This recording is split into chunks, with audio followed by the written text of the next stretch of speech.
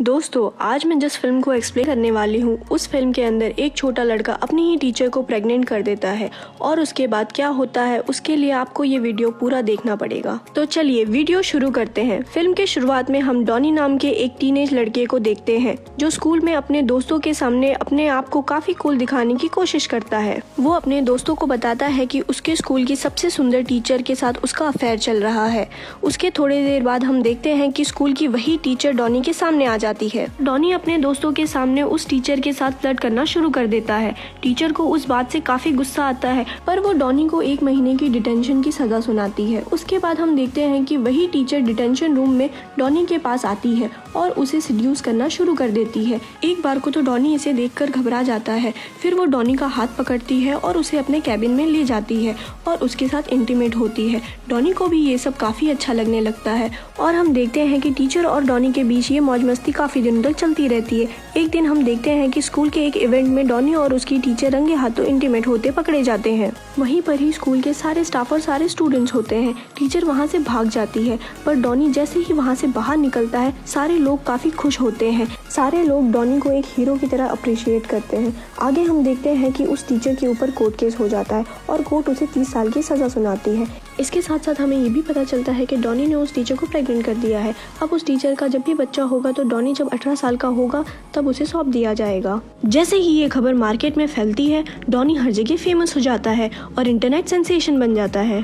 कई मैगजीन और न्यूज़पेपर में उसकी फोटो आती है। कई टीवी वाले उसका इंटरव्यू लेना चाहते हैं। पूरे अमेरिका में बस डॉनी की ही चर्चा होती है और उससे बहुत सारे पैसे भी मिलते हैं। उसके बाद हम देखते हैं कि 27 साल बीत चुके होते हैं। डॉनी अब काफ़ी बड़ा हो चुका होता है और उसके पास जो पैसे थे सब खत्म हो चुके होते हैं।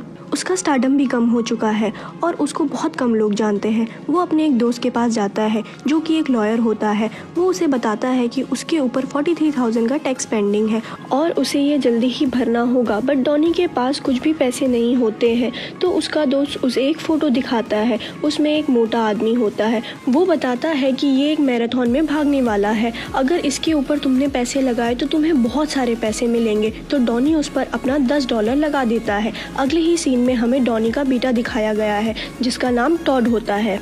वो एक सक्सेसफुल बिजनेसमैन बन चुका है। उसकी एक गर्लफ्रेंड भी है जिसका नाम जेमी है और वो दोनों जल्द ही शादी करने वाले हैं। वहीं डॉनी अपने दोस्त के क्लब में बैठे सोचता रहता है कि उसके पास पैसे का इंतजाम कहाँ से होगा। अचानक ही उसको अखबार में अपने बेटे की फोटो दिखती है और उसको देख के वो सोचता है कि इसके पास तो बहुत पैसे होंगे, मुझे इससे पैसे मिल जाएंगे। डॉनी और पैसों की जुगाड़ के लिए अपने एक पुराने दोस्त के पास जाता है। इसका नाम मॉर्गन होता है और ये एक टीवी प्रोड्यूसर और एंकर होता है। डॉनी ने इसके साथ काफी काम किया हुआ होता है। मॉर्गन ने डॉनी को काफी अच्छा पैसा दिया हुआ होता है पहले भी। मॉर्गन डॉनी को बताता है कि अगर उसने अपने बेटे और उसकी माँ का रियूनियन करवाया तो वो उसे $50,000 देगा।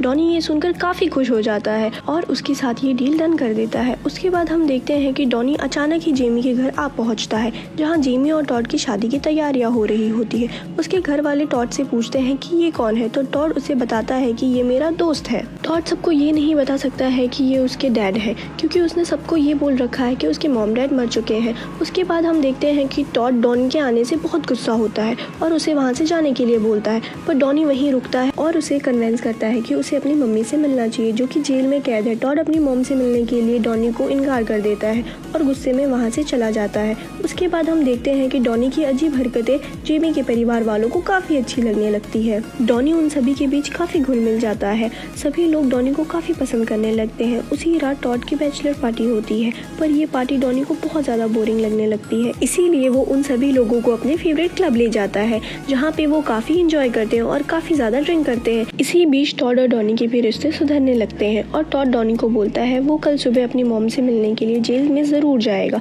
पर डॉनी उसे मना कर देता है और बोलता है इसकी कोई ज़रूरत नहीं है, क्योंकि डॉनी को पता होता है कि अगर वो जेल पर गया तो मॉर्गन वहाँ पे पहुँच जाएगा और टॉड को पता चल जाएगा कि डॉनी ने ये सब पैसों के लिए किया है। पर टॉड डॉनी की बात नहीं सुनता है और वो अगले ही सुबह अपनी मॉम से मिलने के लिए जेल की तरफ जा रहा होता है। इसी बीच वो डॉनी को फ़ोन करता है और उसे बताता है कि वो जेल जा रहा है। डॉनी ये सुनकर फटाफट जेल पहुंचता है। वहां जाके हम देखते हैं कि उसकी माँ आती है और वो तीनों आपस में बात कर रहे होते हैं। जैसे ही वो तीनों आपस में बात कर रहे होते हैं, वहाँ मॉर्गन अपना कैमरा लेके पहुंच जाता है और ये सारी चीज़ें शूटिंग करने लगता है। टॉड उसे पूछता है कि ये क्या हो रहा है, तो मॉर्गन उसे बताता है कि डॉनी को उसने $50,000 ऑफर किए थे ये सब शूट करने के लिए।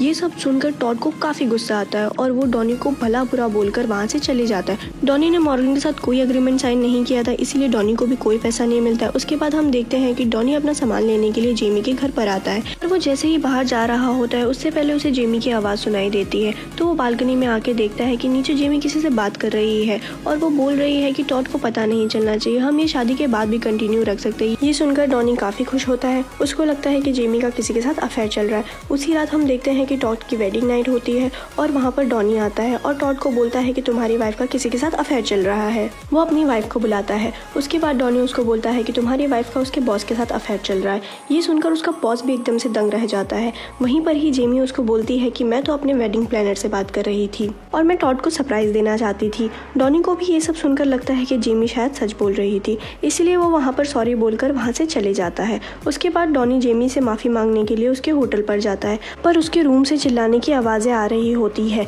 ये आवाज़ें सुनकर वो खिड़की के बाहर से ही उसके रूम के अंदर घुसने की कोशिश करता है। वो जैसे ही उसके रूम के अंदर जाता है वो देखता है कि जेमी अपने ही भाई के साथ इंटीमेट हो रही होती है। ये देखकर डॉनी एकदम से दंग रह जाता है और वो उसकी एक फ़ोटो भी क्लिक कर लेता है। उसके बाद वो उसे बोलता है कि मैं ये सारी चीज़ें टॉड को बता दूंगा, पर जेमी उसे जाने से रोकती है और बोलती है कि तुम अगर उसे ये नहीं बताओगे तो मैं तुम्हें $50,000 दूंगी। अगली सुबह हम देखते हैं कि टॉड की शादी का दिन है। डॉनी और उसका दोस्त भी टॉड के शादी पर आ जाते हैं। डॉनी टॉड के पास जाकर उसको बोलता है कि तुम्हारी वाइफ का उसके भाई के साथ अफेयर चल रहा है। ये सुनकर टॉड भी एकदम से दंग रह जाता है और वो अपनी वाइफ से इस बात की कंफर्मेशन लेता है। डॉनी उसे बताता है कि तुम्हारी वाइफ ने मुझे चुप रहने के लिए $50,000 का चेक भी दिया है और वो चेक उसके सामने ही फाड़ देता है। टॉड को ये सब सुनकर काफ़ी बुरा लगता है। वो जेमी के साथ उसी टाइम पर ब्रेकअप कर लेता है और शादी के लिए मना कर देता है। टॉड सभी लोगों को ये भी बता देता है कि डॉनी ही उसका डैड है और वो अपने डैड के साथ चला जाता है। उसके बाद हम देखते हैं कि टॉड, डॉनी और उसके कुछ दोस्त एक क्लब में बैठे हुए हैं। टॉड डॉनी को बोलता है कि उसके ऊपर जो भी टैक्स है वो उसे चुका देगा, पर डॉनी उसे ऐसा करने के लिए मना कर देता है। उसी टाइम डॉनी का दोस्त वहाँ आता है और वो उनको टीवी ऑन करने के लिए बोलता है। वो टीवी ऑन करते हैं, उसमें देखते हैं कि वही मोटा आदमी मैराथन में भाग रहा है जिसमें डॉनी ने शुरुआत में $10 लगाए थे और वो मैराथन जीत जाता है। इससे डॉनी को $1,60,000 का प्रॉफिट होता है और सभी लोग काफ़ी खुश होते हैं और फिल्म यहीं ख़त्म होती है। और ऐसी स्टोरीज जानने के लिए पेज को लाइक करें।